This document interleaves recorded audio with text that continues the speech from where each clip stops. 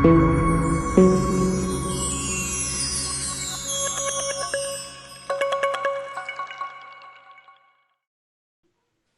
makasih Kak Nafa, Kak Sinta, ceritanya luar biasa banget.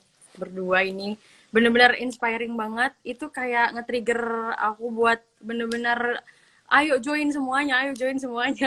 Kayak semoga semuanya yang nonton juga ya termotivasi. Dan juga ada hal nih yang aku tangkap ya dari ceritanya Kak Sinta dan juga Kak Nafa. Kalau perkembangan teknologi itu juga ngikutin perkembangannya bahasa. Nah, jadi di sini tuh bisalah kita ngerti kalau misalnya semakin perkembangan zaman ini, bahasa itu pasti lebih dibutuhkan lagi.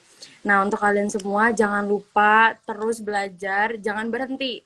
Sama kayak cerita Kak Nafa tuh, mau kalian ikut les apapun itu, kalau kalian berhenti, nanti mentok tuh, mau kemana, nggak tahu. Nah, jadinya dari situ kita semua harus sama-sama tetap belajar. Terus belajar pokoknya jangan berhenti, even itu sedikit-sedikit, even itu lewat dating apps, bener banget. Ya, ini entahlah ini tips, tapi berguna banget lah Kak. Pasti ini bisa jadi pelajaran buat semuanya juga. Sambilan nunggu nih, aku mau mempromosiin juga nih Cakrawala Bahasa kan open member nih. Ayo kalian semua udah pada daftar belum? Caranya gampang banget dan nggak dipungut biaya sama sekali. Terus langkahnya juga mudah, cuma 5 langkah aja, tinggal di follow, jangan lupa di screenshot, terus share juga posterannya ke 5 grup di sosial media, kemudian isi formulir pendaftaran dan juga kirim juga screenshotannya ke bit.ly/openmembercb. Oke. Oh, ada pertanyaan lagi nih. Oke. Kak, nyangka nggak sih bisa sesukses dengan pengalaman sebanyak ini? Mau nanya dong langkah awal yang bisa dilakukan biar bisa mengikuti jejak kakak karena mahasiswa sedang merasakan esensi skripsi. Ayo bagaimana kak? Boleh dijawab? Kak Sinta, Kak Nafa? Nah, sepertinya Kak Sinta deh. Yang lebih euforia internasionalnya lebih berasa gitu kan. Boleh, aku Oke, dari dua-duanya juga tapi harus dong dua-duanya dong. Masa aku sendirian. Boleh. Jadi pertama gini, aku tuh termotivasi bahwa aku itu terlahir dari keluarga yang biasa banget gitu ya. Tapi aku berusaha untuk nunjukin bahwa walaupun aku berasal dari keluarga yang biasa, itu tidak akan pernah menghentikan langkahku untuk membuat prestasi nasional maupun internasional. Dan mungkin memang Allah sudah menentukan jalan aku di internasional dulu. Langkah awalnya balik lagi ke yang pertama. Step pertamanya persiapan bahasa tentunya. Bisa ikut dari tadi yang Kak Dara bilang, belajar di Cakrawala Bahasa dulu, mempelajari dulu bahasa Inggrisnya. Karena apa? Pastikan tadi Kak Dara juga bilang bahwa di Cakrawala Bahasa punya banyak mentor-mentor di berbagai negara. Itu akan sangat-sangat berguna untuk melatih kemampuan kamu. Baik itu kemampuan speaking maupun kemampuan writing.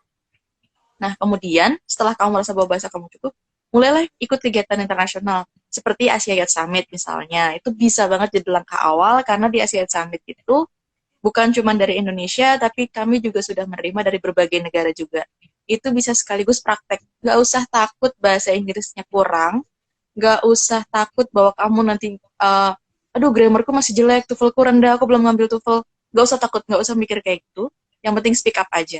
Karena ketika kamu berbicara sarang, mereka akan paham bahwa, oh iya, ini bukan bahasa uh, mother language kamu, jadi itu nggak masalah. Seperti tadi Kak Nafa sempat bilang bahwa gara-gara ingat UK, aku jadi ingat. Jadi aku bekerja di salah satu foundation, itu co-foundernya itu UK. Bahasanya sangat nikmat sekali mendengar di aksen British.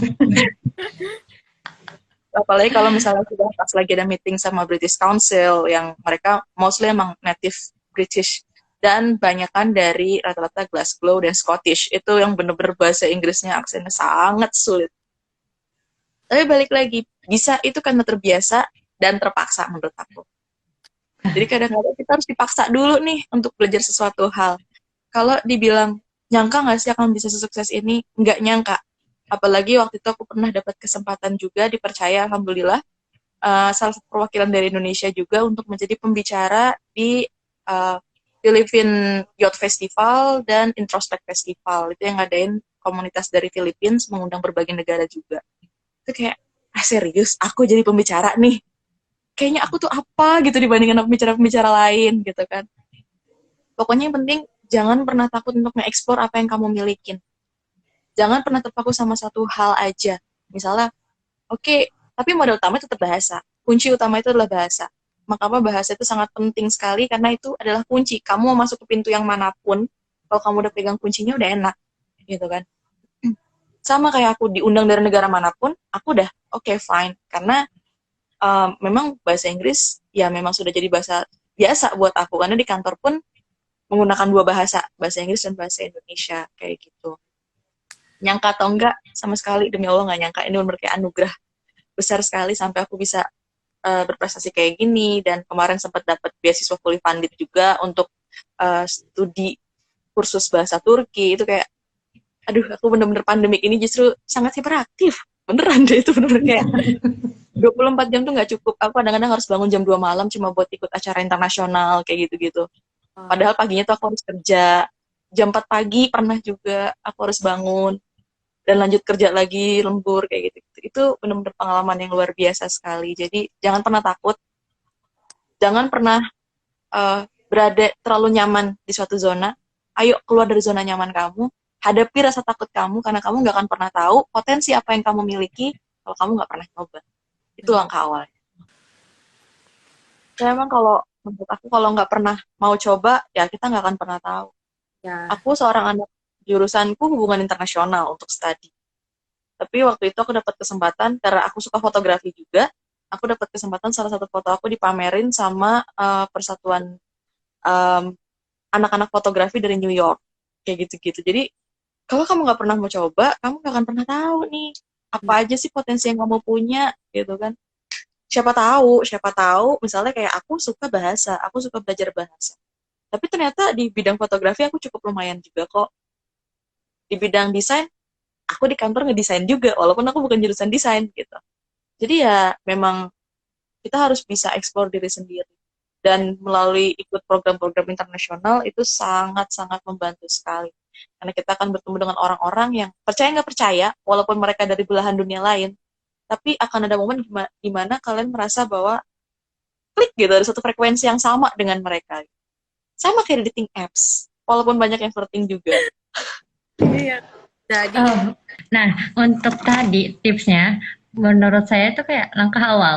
Pertama, saya orangnya sering banget gampang down gitu kan. Pertama, kalau menurut saya sendiri kayak cari orang diskusi yang tepat, yang kayak benar-benar sevisi, semisi, kayak sepemikiran. Percuma kalau kita punya partner, but you don't have same mindset with them. Jadi kayak memang susah banget. Kayak pertama itu kita cari lingkungan yang benar-benar mendukung kita gitu kan. Kayak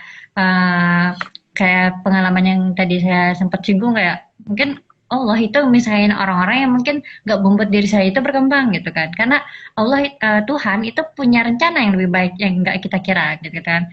Nah, dan yang kedua itu paksa. Kenapa?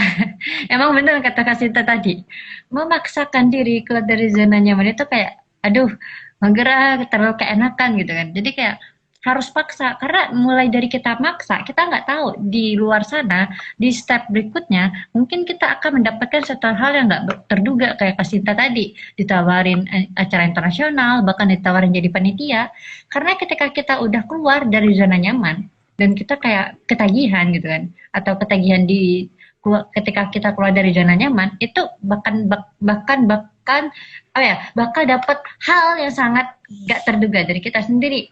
Nah, contohnya, dari kan kayak, udah keluar gitu kan, stuck ketika kita lagi ngedown, manusiawi kan, kayak, ngedown nih kan, kayaknya nggak bisa deh, mereka lebih gitu kan. Kalau kita still comparing ourselves with other gitu kan, kayak sering banget kita membandingkan diri kita sendiri dengan orang lain, kayak stop lah, kita bisa mikir kayak, ini quotes-nya dari Gita Savitri, orang lain aja bisa gitu kan.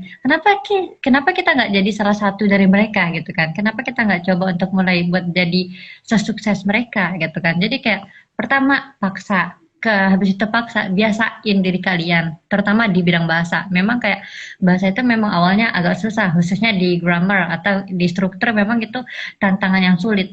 Tapi bagaimana kita membuat pola belajar kita sendiri itu agar bisa lebih apa ya, lebih kita mencerna, kayak contohnya di kita punya apa ya, media belajar yang berbeda-beda dari kita, kayak misalnya Kak Sinta mungkin media belajarnya dari chatting. Kalau dari saya sendiri kayak saya sendiri lebih suka yang namanya visual dan juga kinestetik. Jadi kayak sesuaikan dengan kemampuan yang kita punya, habis itu kita terapkan dalam kehidupan sehari kayak gitu. Pertama, jangan lupa dipaksa dan dibiasakan. Sekali kita membiasakan, ketagihan, ntar hiperaktif kayak Kak Sinta. Ini Betul, betul, betul. yang baik ya.